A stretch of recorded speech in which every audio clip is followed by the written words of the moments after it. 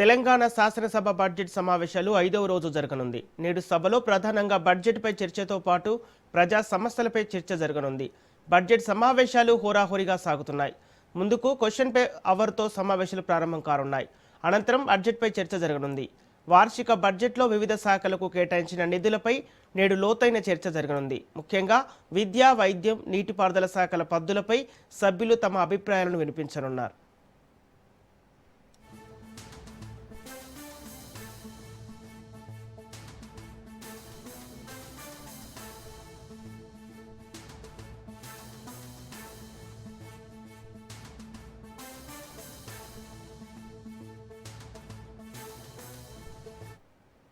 తెలంగాణ శాసనసభ బడ్జెట్ సమావేశాలు 5వ రోజు జరగనుంది. నేడు సభలో ప్రధానంగా బడ్జెట్పై చర్చతో పాటు ప్రజా సమస్యలపై చర్చ జరగనుంది.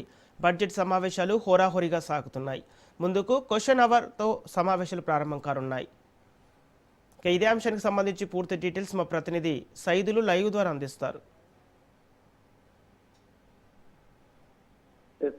సంపత్, శాసనసభ సమావేశాలు 5వ రోజు ఉదయం 10 గంటలకి ప్రారంభమవుతాయి. శాసన మండలి ఉదయం 10 గంటలకి ప్రారంభమవుతాయి. అయితే ఈ రోజు స్వల్పకాలికంగా బడ్జెట్ పైన చర్చ జరగనుంది. ఇక క్వశ్చన్ అవర్ లో ప్రధానంగా కొన్ని శాసనసభలో, శాసన మండలిలో కొన్ని ప్రధానంగా క్వశ్చన్ అవర్ లో భాగంగా చర్చకు వచ్చే అవకాశం అయితే కనిపిస్తుంది. సో ఇక ఇటు శాసన సభలో చూస్తే మాత్రం హైదరాబాద్ నగరంలో రహదారుల మౌలిక సదుపాయాలకు సంబంధించినటువంటి క్వశ్చన్ అవర్ ఉంది.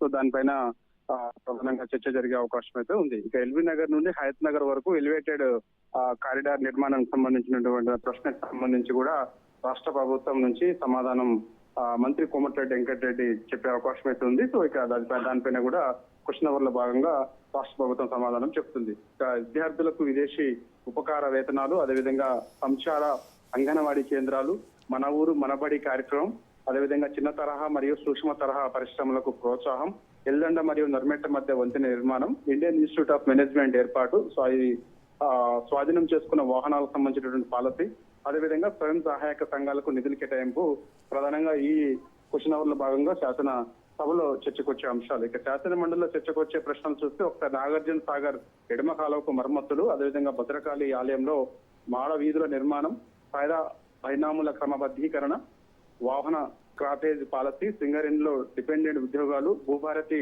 టీఎం మాడ్యూల్ కింద దరఖాస్తులు, కామారెడ్డి జిల్లాలో భారీ వర్షాల వల్ల కలిగినటువంటి నష్టాలు, అదేవిధంగా కూకట్పల్లి శ్రీ సీతారామచంద్ర స్వామి వారి దేవాలయం, ఈసీలకు బడ్జెట్ కేటాయింపు, రోడ్డు ప్రమాదాల నివారణ, ప్రశ్నోత్తరాల తర్వాత శాసనసభ, శాసన మండలిలో కొన్ని బిల్లుల్ని రాష్ట్ర ప్రభుత్వం ప్రవేశపెట్టనుంది. సో దానికి సంబంధించి ఆమోదం కోరనుంది సభ్యుల నుంచి. 2026 తెలంగాణ పబ్లిక్ సర్వీస్ లో నియామకాల క్రమబద్ధీకరణ మరియు సిబ్బంది వేతన వేదిపద్ధీకరణ 3వ సవరణ బిల్లును సభలో ప్రవేశపెట్టి ఆమోదించవలసిందిగా ప్రతిపాదించనున్నారు ఆర్థిక శాఖ మంత్రి, డిప్యూటీ సీఎం గా ఉన్నటువంటి బట్టి విక్రమార్క. అనంతరం ఉభయ సభలో 2026-2027 వార్షిక బడ్జెట్ పై 2వ రోజు చర్చ సభ్యులు చేరున్నారు.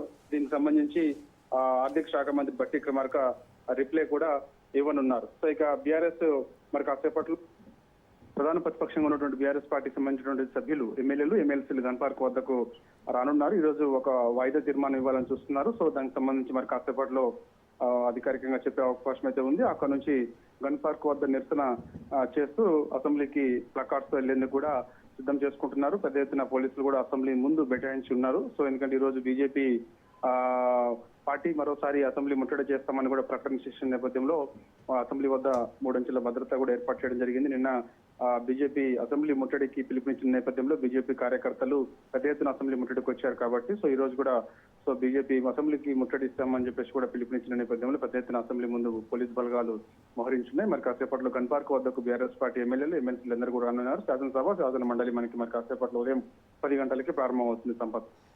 Okay, right. Thank you Saidulu.